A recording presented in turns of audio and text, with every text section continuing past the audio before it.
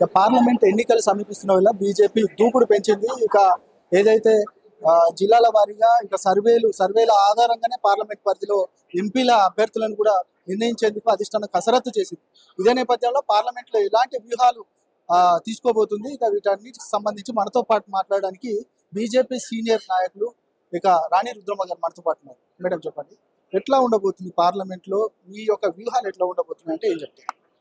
Parliament లో ఇప్పుడు Bharatiya Janata party దాదాపుగా 10 సంవత్సరాల నుంచి 2 టర్మ్లో దేశంలో అధికారంలో ఉన్న నేపథ్యంలో భారతీయ జనతా పార్టీ సంక్షేమ పథకాలు ఏవైతే ఉన్నాయో, కేంద్ర ప్రభుత్వ సంక్షేమ పథకాలు అనేటువంటివి తెలంగాణ రాష్ట్రంలో ఉన్నటువంటి ప్రతి పౌరుణ్ణి కూడా తాకినాయి. ఆఖరి పౌరుని దాకా సేవ చేయడమే లక్ష్యము, ఆఖరి పౌరుని దాకా అందించడమే లక్ష్యంగా ఏదైతే మోడీ గారు కోరుకున్నారో అది జరిగింది. ఇవాళ ఎరువుల సబ్సిడీలు కావచ్చు, లేదంటే ఉచిత గ్యాస్ కనెక్షన్ కావచ్చు, ఊళ్ళలో వేస్తున్నటువంటి రోడ్లు కావచ్చు, ముద్రా లోన్లు కావచ్చు, స్ట్రీట్ లైట్స్ కావచ్చు, శ్మశాన వాటికలు కావచ్చు, రైతు వేదికలు కావచ్చు, ప్రతి ఒక్కటి కూడా ప్రతి ఒక్క పౌరులకి లాభం చేకూరే విధంగా జరిగినాయి. సో వాటన్నిటిని మరొక్కసారి మేము రకరకాల కార్యక్రమాల ద్వారా ప్రజల దగ్గరికి తీసుకెళ్తున్నాము. ప్రజలంతా కూడా భారతీయ జనతా పార్టీ మరోసారి అధికారంలోకి రావాలని భారతదేశం అంతా కూడా కోరుకుంటున్నారు. తెలంగాణ రాష్ట్రంలో మరీ ముఖ్యంగా కోరుకుంటున్నారు. ఈ నేపథ్యంలో మేము ప్రజల దగ్గరికి వెళ్ళి మాకు ఓటేయమని అభ్యర్థించడం మా బాధ్యత. మేము ప్రజల దగ్గరికి వెళ్తున్నాం. డెఫినెట్ గా ఈసారి బంపర్ మెజారిటీ తోటి అత్యధిక స్థానాలను తెలంగాణ నుంచి కూడా భారతీయ జనతా పార్టీకి తెలంగాణ ప్రజలంతా కూడా ఇస్తున్నారని విశ్వసిస్తున్నాం. మేడం, అంటే ముందస్తు ఎన్నికలకు వెళ్ళబోతున్నారు అనేది ఒక ప్రచారం జరుగుతుంది. నిజంగా అది ప్రచారమేనా? నిజంగా ముందస్తు ఎన్నికలకు బీజేపీ వెళ్ళబోతుంది అంటే ముందస్తు ఎన్నికలకు వెళ్లేంత అవకాశము ఇప్పుడు ఎక్కడుందండి? ఆల్రెడీ ఇప్పుడు షెడ్యూల్ వచ్చినా కూడా యాజ్ పర్ షెడ్యూల్ ఎలక్షన్ జరుగుతుంది. గతంలో కూడా ఏప్రిల్ 10వ తారీఖు నాడు 2019లో లోక్సభ ఎన్నికలు జరిగినాయి. ఇప్పుడు ఇచ్చినా కూడా అదే మార్చు ఏప్రిల్నో ఎలక్షన్ జరుగుతుంది. కాబట్టి అందులో ముందస్తు వెనక అనేటువంటిది ఏం లేదు. ఒక 10 రోజులు అటు ఇటు, ఎందుకంటే దేశవ్యాప్తంగా జరగాలి కాబట్టి ఒక 4 దఫాలుగా 3 దఫాలుగా ఎలక్షన్ షెడ్యూల్ ఇస్తారు. కాబట్టి మన తెలంగాణ రాష్ట్రము మొదటి షెడ్యూల్లోనే ఎలక్షన్ ఉంటే అది డెఫినెట్ గా April first week or March last week లోనే ఉండే అవకాశం ఉంటుంది. లేదు రెండో షెడ్యూల్ లేదంటే రెండోసారి లేదంటే మూడోసారి ఎలక్షన్ జరిగే దాంట్లో ఉంటే కనుక ఇంకో 10 రోజులు అటు ఇటు, అంతే. అంతకుమించి పెద్ద ఇక ముందస్తు అవకాశం ఏం లేదు. ఇంకా రాహుల్ గాంధీకి జోడో యాత్రకు భయపడుతున్నారు బీజేపీ వాళ్ళు, అందుకే రాహుల్ ని అడ్డుకుంటున్నారు అనేది కూడా ఇక కాంగ్రెస్ వాళ్ళు చేస్తున్న ప్రధానమైన ఆరోపణ, విమర్శ. దీన్ని ఎట్లా చూస్తారు మీరు? అసలు రాహుల్ గాంధీ గారిని ప్రజలే పట్టించుకుంటలేరు. భారతీయ జనతా పార్టీ పట్టించుకోవాల్సినటువంటి అవసరం ఏమున్నది? మాకు మోడీ గారు లాంటి బ్రాండ్ అంబాసిడర్ బీజేపీకి ఉన్నాక మాకు ఏ రాహుల్ గాంధీ గారు ఎవరు ఏది చేసుకుంటే మాకింది? రాహుల్ గాంధీ గారు జోడో యాత్ర చేసుకుంటే చేసుకోనియండి, మాకేం సంబంధం దానికి సంబంధించి.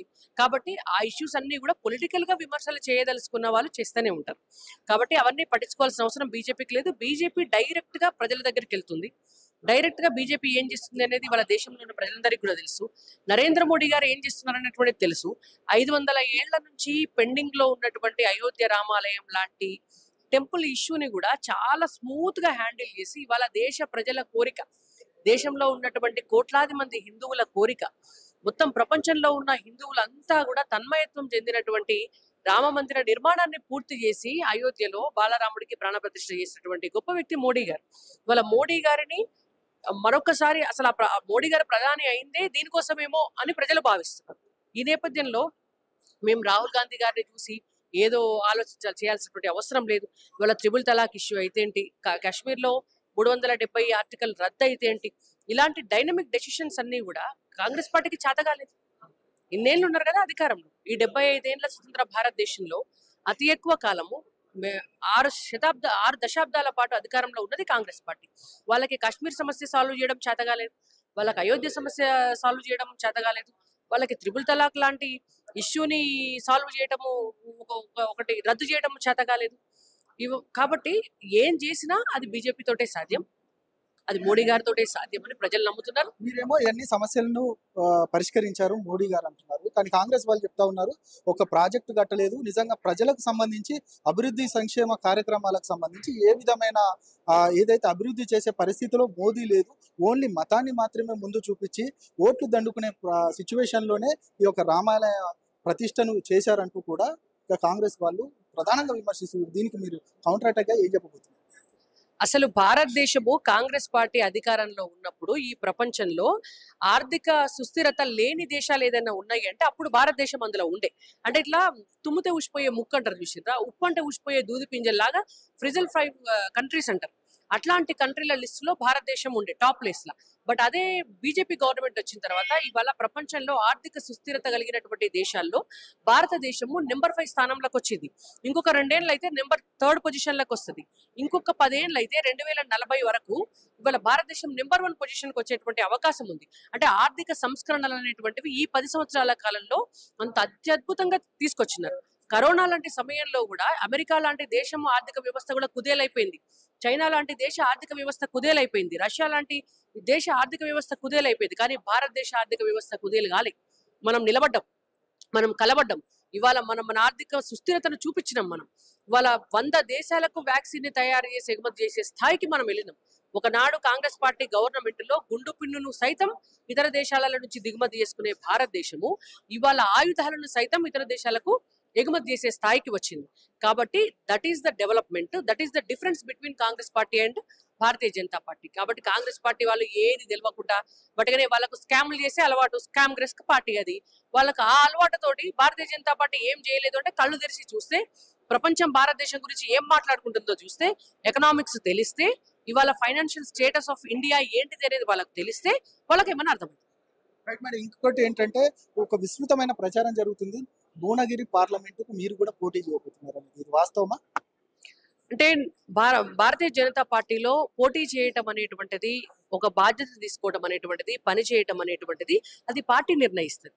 అది మనం నిర్ణయించాం. ఎస్పెషల్లీ నేను నా విషయంలో నాకు పార్టీ ఏ బాధ్యత అప్పచెప్పినా నేను ఆ బాధ్యత నేను పనిచేస్తాను. నాకు స్పోక్స్ పర్సన్ గా నాకు ఒక బాధ్యతను అప్పచెప్పినారు. నేను ఆ పని నేను చేస్తున్నాను. నన్ను సిరిసిల్ల ఎలక్షన్స్ అసెంబ్లీ సమయంలో వెళ్ళి పోటీ చేయమని చెప్పింది పార్టీ. నేను వెళ్ళి పోటీ చేస్తున్నాను. అట్లనే ఇప్పుడు పార్టీ ఏదైనా నిర్ణయం తీసుకుంటే తప్పకుండా చేస్తాం, శిరసా వహిస్తాం, చేస్తాం. అంతే తప్ప ఇదే కావాలి అదే కావాలి అని నేను ఎప్పుడు కూడా ఆ ఉద్దేశంతో ఉండను. నాకు పార్టీ ఏ అవకాశం ఇచ్చినా, ఎక్కడ పోటీ చేయమన్నా తప్పకుండా చేస్తాను. అంటే ఖచ్చితంగా అవకాశం ఇస్తే పోటీ చేస్తారని అంటున్నారు కదా. ఒక వర్గం అంటే ఇంకో మిగతా బూర నరసయ్య గౌడ్ లాంటి వారు చాలా ఏళ్ల నుంచి అక్కడ నుండి పోటీ చేయడానికి కసరత్తులు చేశారు, పార్టీకి చాలా లాయల్టీగా ఉన్నారనేది ఒక అందరికి తెలిసిన విషయం. ఆయనను కాదని మీకు టికెట్ ఇస్తుందని, ఆ టికెట్ వస్తుందని మనం భావిస్తున్నారు. నేను అసలు ఏది ఎక్స్పెక్ట్ చేయను, నేను ఏది ఎక్స్పెక్ట్ చేయట్లేదు. పార్టీ తన నిర్ణయం మేరకు, పార్టీలో ఉండేటువంటి ఈక్వేషన్స్ మేరకు పార్టీ ఏదైనా నిర్ణయం తీసుకుంటే డెఫినెట్ గా నేను ఒక కార్యకర్తగా నేను పార్టీ నిర్ణయాన్ని శిరసా వహిస్తాను. రైట్ మేడం, ఇంకొకటి చివరగా, ఇక రాష్ట్రంలో కాంగ్రెస్ పార్టీకి బీజేపీ మధ్యలో ఏమైనా సయోధ్యం ఉందా? నిజంగా ఏదైతే మీ రఘునందన్ రావు పూర్తిగా కాంగ్రెస్ కు చాలా దగ్గరగా మాట్లాడుతున్నారు, కాంగ్రెస్ ఇంకా చాలా రోజులు ఇంకా వచ్చింది 50 రోజులే కదా, ఎందుకు అటాక్ చేస్తున్నారు అనేది కూడా చాలా దగ్గరగా మాట్లాడుకున్న సందర్భం కనబడుతుంది. ఈ మాటలు మీరు ఎట్లా చూస్తారు అసలు? అంటే నేను వినలేదు, వాస్తవానికి వారేం మాట్లాడారు అనేది నాకు తెలియదు. కాబట్టి నేను వినకుండా కామెంట్ చేయడం అనేటువంటిది కరెక్ట్. ఎట్లా ఉండబోతుంది ఇక మీ భవిష్యత్ కార్యాచరణ ఎట్లా ఉండబోతుంది? నా భవిష్యత్ కార్యాచరణకి ఏమవుతుందంటే బ్రహ్మాండంగా ఉంటది. భారతీయ జనతా పార్టీ కార్యకర్తగా నేను మనస్ఫూర్తిగా పార్టీలో చేరినప్పటి నుంచి పనిచేస్తున్నాను. ఇవాళ చేస్తున్నాను, గతంలో చేసినాను, భవిష్యత్తులో కూడా చేస్తాను. మేడం, పార్లమెంట్ ఎలక్షన్స్ సంబంధించి ఎవరి మధ్యలో పోటీ ఉండబోతుంది? బీఆర్ఎస్ వాళ్ళు అంటున్నారు ఇక్కడ బీజేపీకి ఛాన్సే లేదు, మధ్యలో బీజేపీ ఏదైతే బీఆర్ఎస్ కి కాంగ్రెస్ మధ్యలో పోటీ ఉంది అంటున్నారు. కాంగ్రెస్ వాళ్ళు చెప్తా ఉన్నారు ఇక బీజేపీకి కాంగ్రెస్ మధ్యలో పోటీ ఉంది అంటున్నారు. మీరు మాత్రం చెప్తా ఉన్నారు మీకు కాంగ్రెస్ అసలు కొంత అంటే ఎవరి సిచ్యువేషన్ వాళ్ళు చెప్తా ఉన్నారు, ఎవరి మధ్యలో పోటీ ఉండబోతుందని మీ అంచనా? అంటే ఎప్పుడైనా కూడా జాతీయ పార్టీ ఏదైతే దేశంలో అధికారంలోకి వస్తుందో ఆ అవకాశాన్ని చూసుకొని ప్రజలు ఓట్లేస్తారు. అంటే ఇక్కడ ఎంపీలుగా గెలిపిస్తే గెలిచినటువంటి ఎంపీలు వెళ్ళి అక్కడ ఢిల్లీలో కూర్చొని మా సమస్యల గురించి మాట్లాడతారు, మాకు బడ్జెట్ తీసుకొస్తారు, కాబట్టి మాకు అభివృద్ధి జరుగుతుంది అనేటువంటి కోణంలో వాళ్ళు ఓటేస్తారు. అంటే వాళ్ళ ఒకవేళ దేశంలో ఏ పార్టీ అధికారంలోకి వస్తుంది అంటే ఆ పార్టీకి సంబంధించినటువంటి ఎంపీలు మా మా నియోజకవర్గంలో ఉంటే బాగుంటుంది అని అనుకుంటారు. ఇవాళ భారతదేశంలో అధికారంలోకి రాబోయేటటువంటిది భారతీయ జనతా పార్టీ 3వ సారి కాబట్టి డెఫినెట్ గా భారతీయ జనతా పార్టీ ఎంపీలే గెలవాలి అనేటువంటిది, వాళ్ళనే గెలిపించుకోవాలి, అభ్యర్థులనే ఎంపీలుగా గెలిపించుకోవాలి బీజేపీ అభ్యర్థులనే అని ప్రజలు భావిస్తున్నారు. కాబట్టి డెఫినెట్ గా మెజారిటీ సీట్లు అనేటువంటివి భారతీయ జనతా పార్టీకి వస్తాయి. మనం ఎట్లా చెప్తాం కానీ ఖచ్చితంగా 17 స్థానాల్లో 10కి పైన స్థానాలు భారతీయ జనతా పార్టీ కైవసం చేసుకుంటుంది.